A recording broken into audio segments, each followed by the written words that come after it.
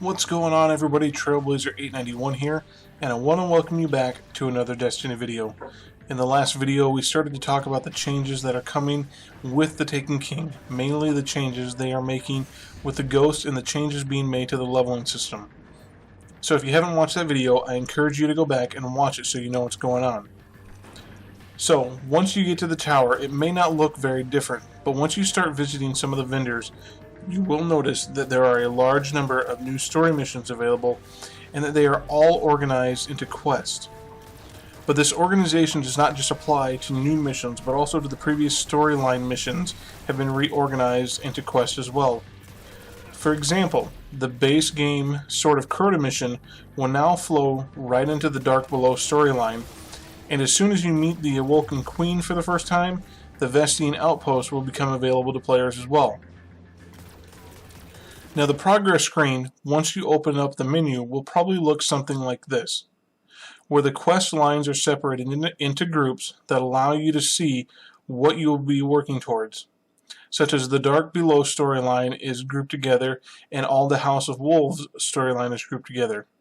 You will also notice that other aspects of the game are grouped together as well, things like patrol missions, even the different subclasses that each type of Guardian has. They have a quest line of their own as well.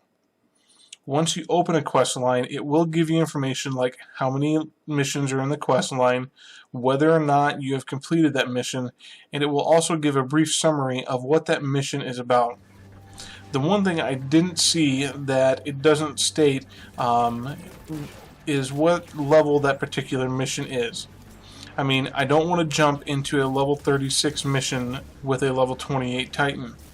I hope that Bungie fixes this before the release, which I believe they will, because you have to remember that the screenshots are not official releases from Bungie, but rather pre-release leaks. Now, as far as how many quest lines will be available, according to the article in Game Informer, there's going to be a lot. In the article, they state that Eris Moon had a quest, the Vanguard quest are what drove the main storyline, and that even the Cryptarch and the Gunsmith have quests attached to them as well. So, from the sounds of it, it sounds like there will be no shortage of new content to play once the Taken King is released. Now, there are other surprises in the tower to explore also. One of the coolest ones that I read about in the article is the Gunsmith now has his own reputation meter that you can level up. And you do this by testing out weapons for him.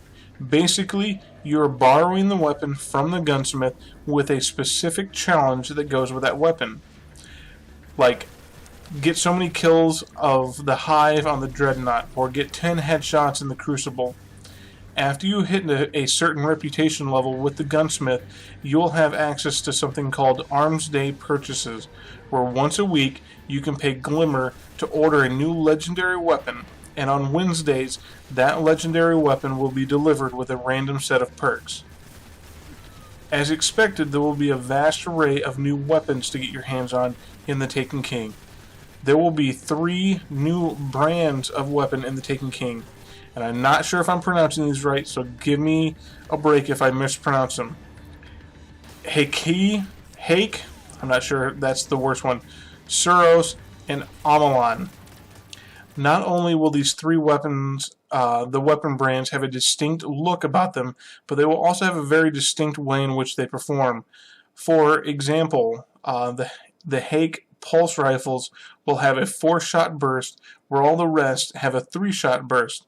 And the Amalon weapons are focused on energy-based attacks. Bungie has also streamlined the armor upgrading process. No longer will you have to have a specific material like Hadronic Essence to upgrade your armor. Bungie has replaced all those specialty materials with a single material that will be used to upgrade the armor for all 3 types of Guardians. There is also an interactive computer console near the Guardian Outfitter that allows you to pick up any shader that you have already acquired.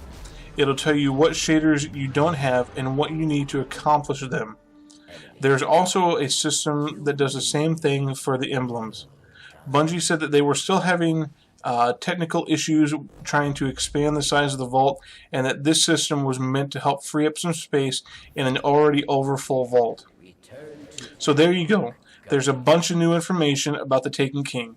Like I said, if you haven't watched my previous video, make sure you go back and do that, and come back for the next one as well. We're going to be discussing new subclasses and the changes to the Crucible. If you enjoyed the video, hit the like button. If you'd like to keep getting videos, hit the subscribe button. And as always, I'll catch you next time.